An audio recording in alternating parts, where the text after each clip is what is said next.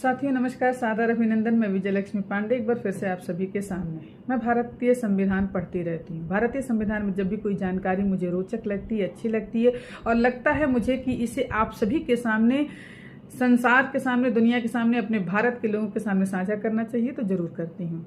उपराष्ट्रपति के चुनाव की जानकारी मुझे भारतीय संविधान के आर्टिकल 63 से लेकर के 71 तक में प्राप्त हुई है। जब इस संविधान को मैं पढ़ी तो मुझे यह पता चला कि उपराष्ट्रपति चुनाव की नियमावली 1974 की पूरी व्याख्या भारतीय संविधान यानी इंडियन कॉन्स्टिट्यूशन के आर्टिकल 63 से 71 तक में इसकी पूरी व्याख्या दी गई है। इस धारा में यह बताया गया है कि उपराष्ट्रपति का चुनाव कैसे होता है, किस प्रोसेस से होता है।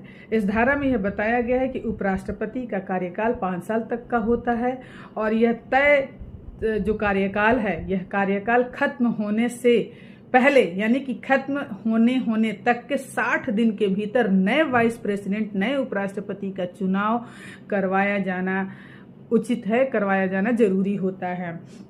परंतु इस 5 साल के भीतर, इस तय कार्यकाल के भीतर अगर कोई उपराष्ट्रपति, वाइस प्रेसिडेंट इस्तीफा देते हैं तो ऐसी स्थिति में चुनाव आयोग के द्वारा चुनाव प्रक्रिया तुरंत शुरू करनी होती है, क्योंकि इस पद को खाली नहीं छोड़ा जा सकता है।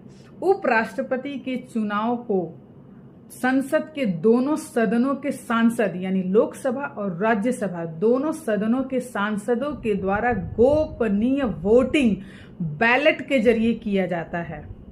बैलेट के जरिए गोपनीय वोटिंग उपराष्ट्रपति के चुनाव के लिए किया जाता है और उपराष्ट्रपति के लिए उम्मीदवार, मौजूदा सरकार और विपक्ष दोनों ही अपने अपने उम्मीदवार इस मैदान में उतारते हैं। जानकारी कैसी लगी मुझे जरूर बताएंगे। धन्यवाद।